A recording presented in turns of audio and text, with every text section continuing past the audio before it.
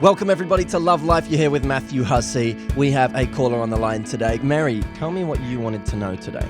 So, I've been seeing this guy for about a week now, and we've hung out 3 times in the last week. But he moved to Montana for a 3-month work contract, and I want to know if, is it a right time to start a relationship being long distance? And I know he's coming back, so I just would like your advice as to how I'm to proceed and what I'm supposed to say or do. When does he leave, or is he already gone? He left on Saturday. He left on Saturday. And have you been speaking to him since? Yes, I spoke with him on Sunday just to check up and make sure that he arrived there safely. And we spoke for a brief moment, but I kind of cut it short so that he could spend some time with his family and friends since he's been gone for so long. Well, you seem very sweet and thoughtful. I love that. Has he tried to reach out to you since then? No, he hasn't.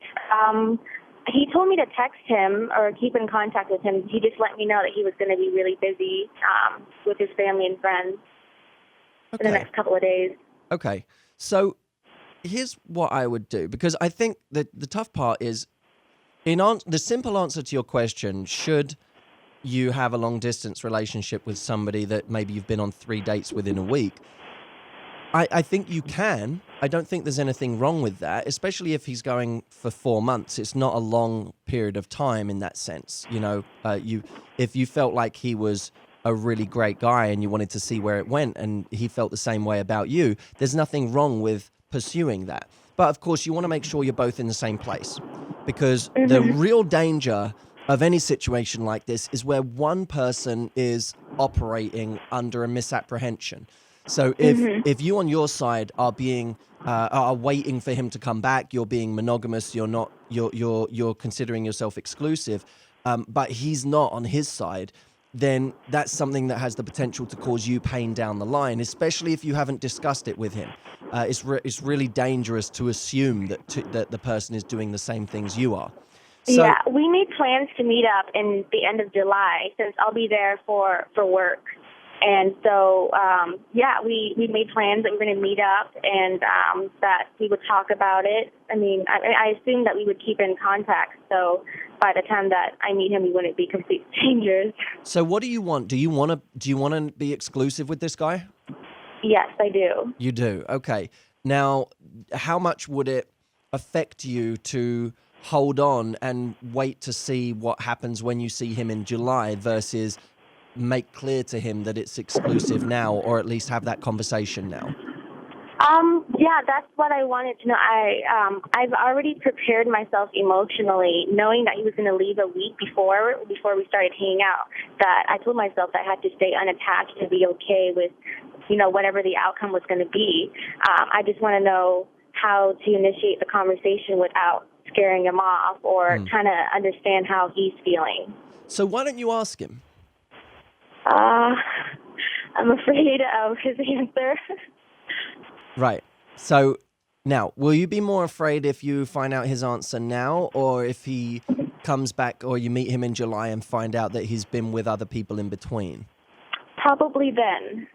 You'll be more hurt if you find out later on that he's been with other people. Yeah, because I have invested so much of my time and thought into it to find out that he didn't feel the same. Right. So it's probably, even though it's uncomfortable, it's probably less painful to just figure it out now, right? Yes. But the problem is, and this is the hard part, I understand where you're coming from. If you've only been on 3 dates, you don't want to feel like you're pressuring him into a decision that's premature, right? Mm-hmm. So you don't want him to feel like, God, well, it's 3 dates and she's already asking me to be in a relationship and we don't even know each other that well, and this is all a bit much. So the reality of the situation is that it's a little difficult. That's okay. Many relationships are difficult or are slightly complex. But maybe you have the conversation with him and you say to him, listen, I like you from the 3 dates that we had. I wanted to know what you felt and whether you felt like this had the potential to go anywhere. Obviously, it's difficult with you being away, but I wanted to see if if you feel the same way, if you feel like this has the potential to kind of go somewhere and is worth pursuing. Okay. And see what he says. You're not immediately hitting him with, I think, we should not see anyone else. I think we should be exclusive. Yeah. But I would get a read on where he's at, because often if a guy likes you and he's had a great time with you, he equally won't want you seeing other people, right?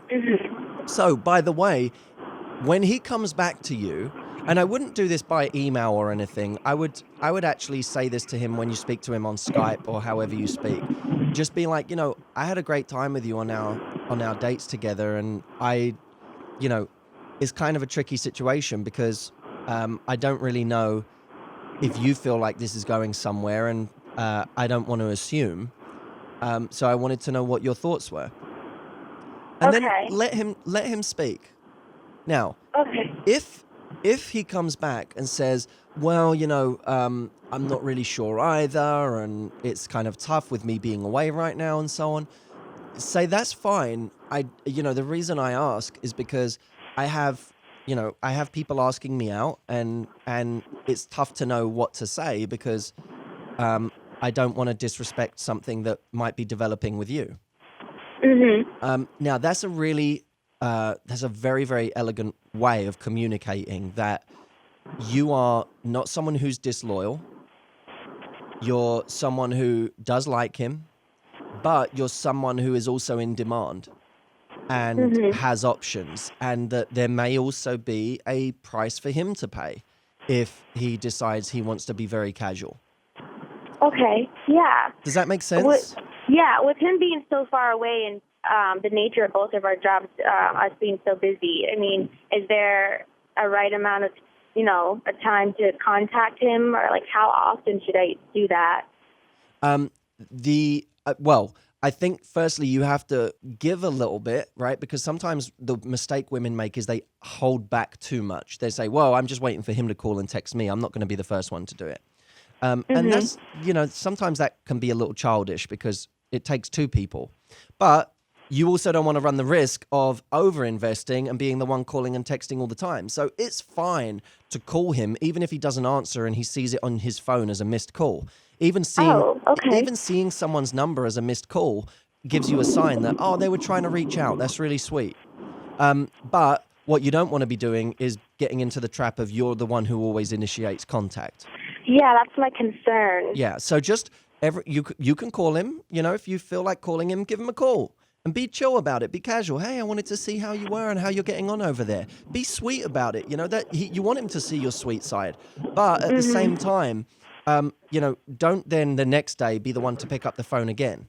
Let him then see how much he invests in return. And if you find that day after day after day, consistently he's not investing, then it gives you some sense of where his priorities are right now.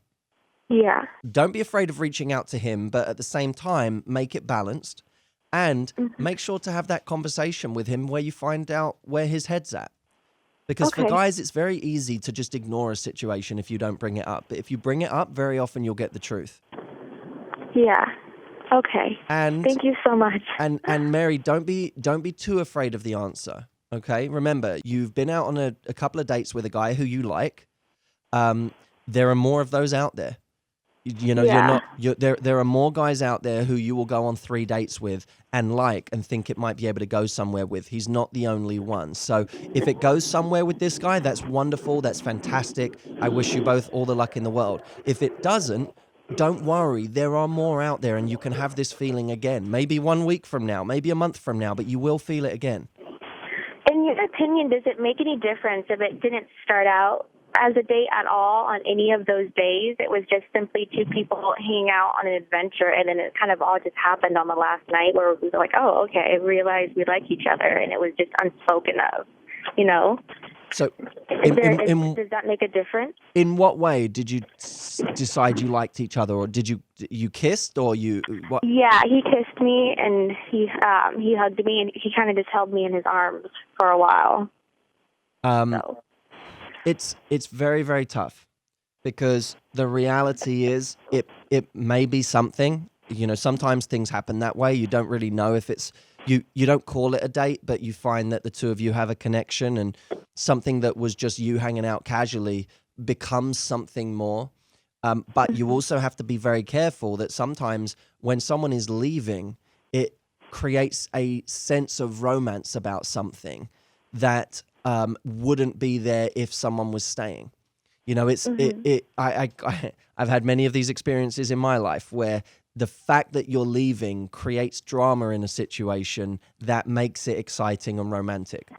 But it doesn't necessarily, that's not the same as having a real connection. That's the drama and the excitement created by circumstance. Yeah. You know what I mean? Mm-hmm. So it's like, you know the Romeo and Juliet story? Yes, I do. What was it? There was the two camps. What were they? The Capulets and the Montagues? Is that right?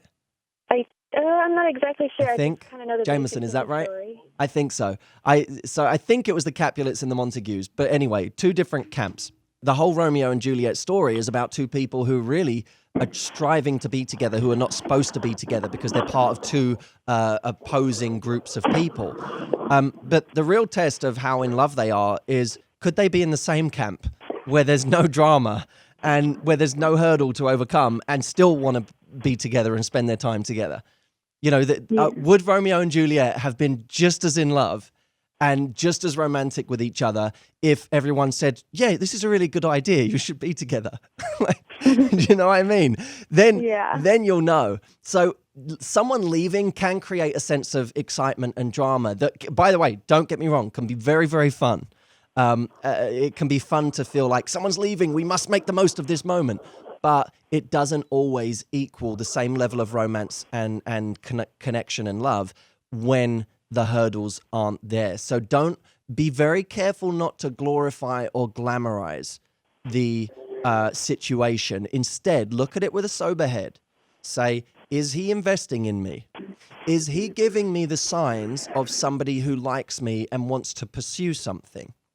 If he's not, I need to watch out for the red flags that show that I'm kind of glamorizing this, but I'm actually not getting the response of someone who is really interested in pursuing this in a bigger way. So that's why I say, have the conversation with him, get his thoughts, and when you reach out to him, don't be afraid to reach out for him. Don't play the games where you say, I'm never going to reach out to him and see if he comes to me. Be prepared to reach out to him, but do not do more than your share. See if he comes back. And if consistently you find out that you're reaching out to him and he's not reaching out back, then that's a major red flag. And I think you should be continuing the search to go out there and meet other interesting people, even if you think that it might be fun to meet up with him when he gets back. Okay. Thank you so much, Matthew. You're so welcome, Mary. Thank you for being so honest with me. I really appreciate it. And I know that so many women will have benefited from this. So call us again sometime, okay? All right. Thank you so much. All right. You have a wonderful day. Yeah, you too, Mary. And thank you to everyone listening out there. I know that many of you have questions just like Mary's. I don't care what they are. I don't care if they're related to your love life, your personal life, your health, your social life, whatever it is, call in. I will do my best. I might not be able to answer everything, but I will absolutely do my best. The number is 844-204-6288. That's 844-204-MATT with two T's. I will speak to you soon, my friends.